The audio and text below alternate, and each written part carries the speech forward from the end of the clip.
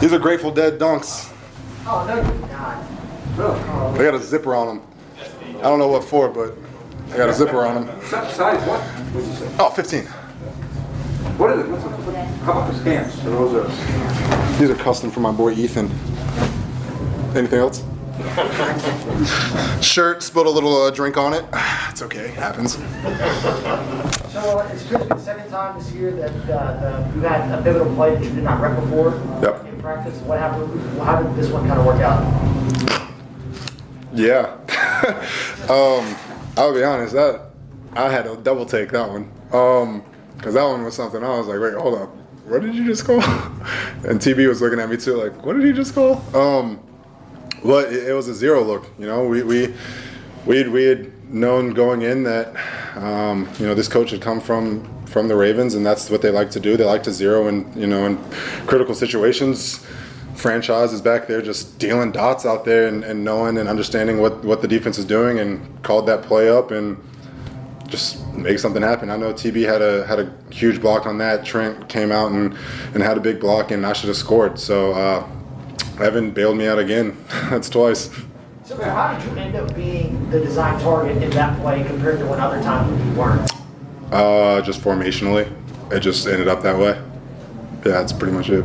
Because sometimes you're out there and then this time you weren't. Sometimes I'm out there, sometimes I'm at the number 2 or number 3 or just backside in general. So you start calling them to design more jailbreak screens for you now going forward? 100%. Are you kidding me? I'm going to be like, yo, wait, hold up. This works? I know I didn't score, but come on, now. Kind of a dumb question. How do you know that they're going to jailbreak screen? Like, how does that read get made? Again, it's a lot of things. The way that the defense is structured, the front, the safety rolling down, backers, in the box. When they show it, they're bringing it. I mean, this team, when they show zero, they're bringing it. They're not really bluffing. Joe knew that and just called that. I mean, he could have called something else too, but he ended up calling that. I called it. I looked at him. He gave me a wink afterwards, and I was like, "This guy here is reckless." And does having played Baltimore before, like Joe especially, help you recognize that in the moment? Yeah, I think for him, he's the smartest person on the field at all times. I was fortunate enough to get brought into their Jeopardy game.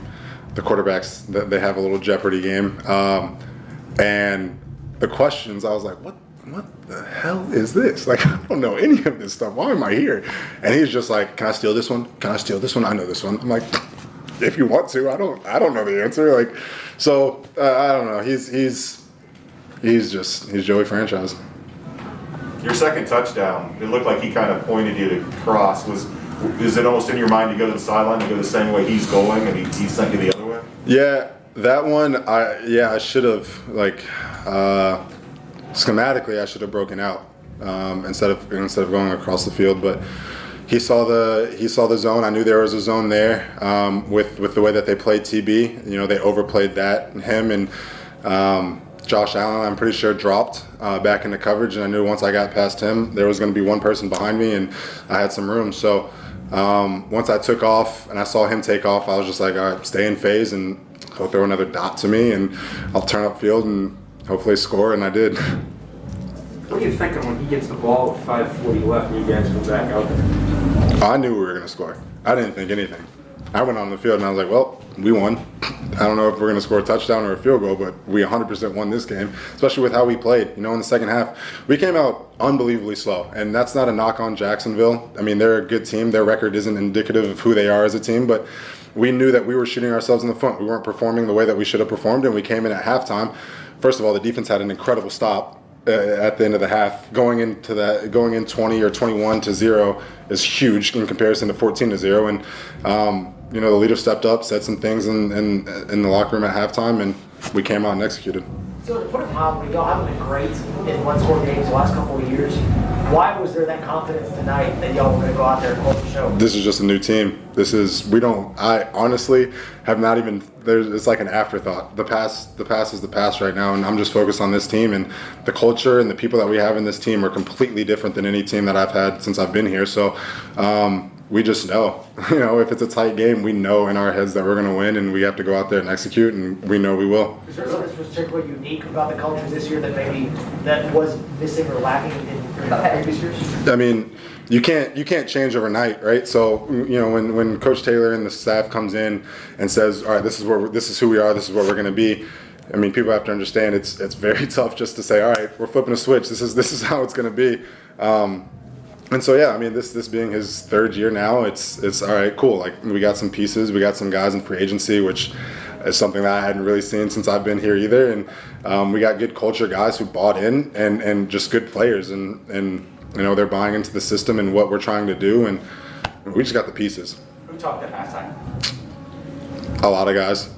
Coach said some stuff about offensively, how we're able to score in very quick amounts of time, in short amounts of time. And I said some things, Mixon said some things, TB said some stuff. I mean, I'm just talking offensively here. And I heard chirping on the defensive side. I know guys were talking over there as well, because they knew they had to step up, even though they had just made a huge stop for us. They knew that we were going to go down, score. If they had to make a stop, we were going to go score again. So, yeah, special teams as well. I know some of the guys on the special teams were in the middle, in between the offense and defense talking as well. So just the leaders stepped up and said what they had to. Obviously, a lot of things changed, CJ, with the defensive stop before halftime, but the ball of Jamar down the left sideline early in the third quarter, that seemed to energize the stadium. Oh, that was huge. This man, I know a lot of people are, Jamar had the jobs, and now everyone's like, oh, well, Jamar's catching everything. Like, what?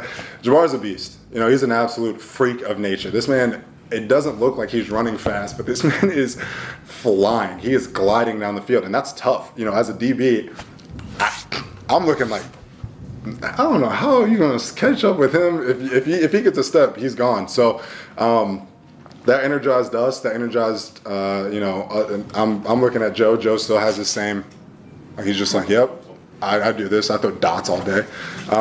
But I mean, that was huge. Getting the crowd back into it's always a big thing. And yeah, that helped us out. How was the crowd compared to like maybe 15 your first year?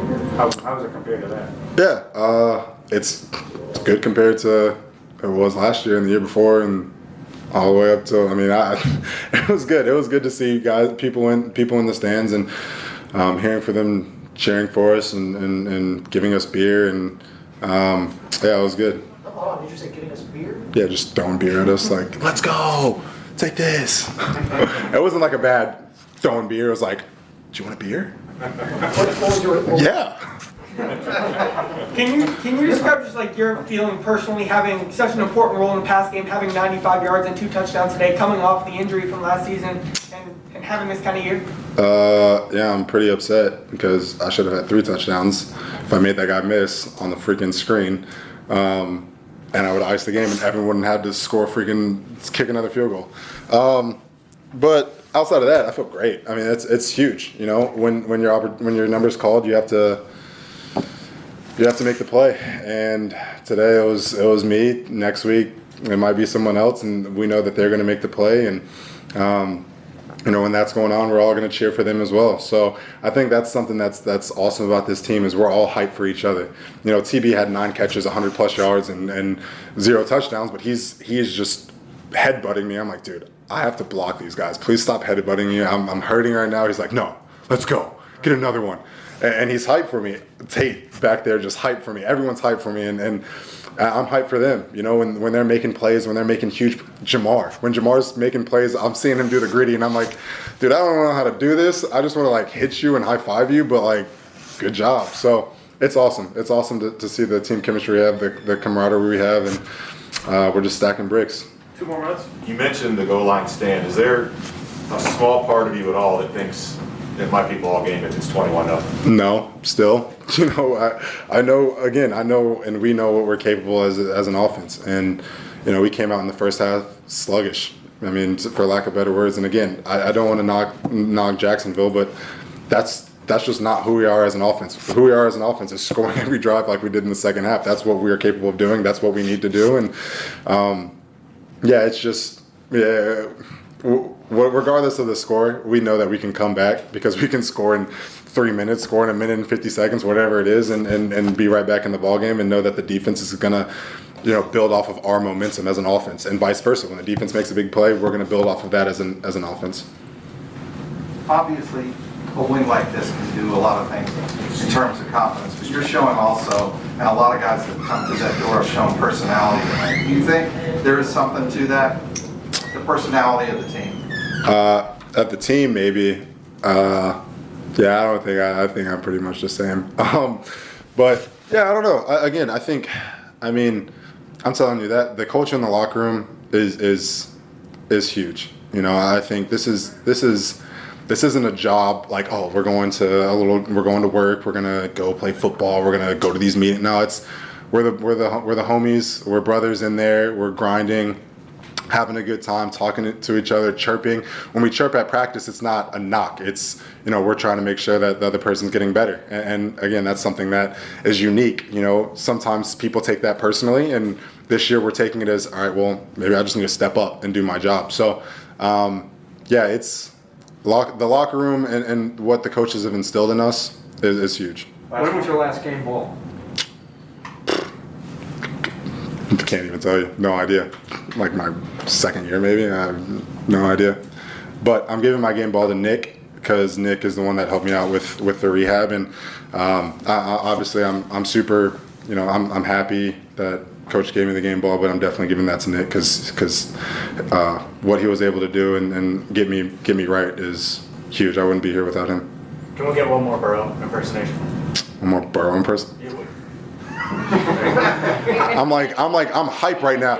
I'm like hype, like, let's go, and he's just gives me a wink. I'm like, what the heck's going on right now? He throws dots. He just throws darts out there. All right, thanks. All right.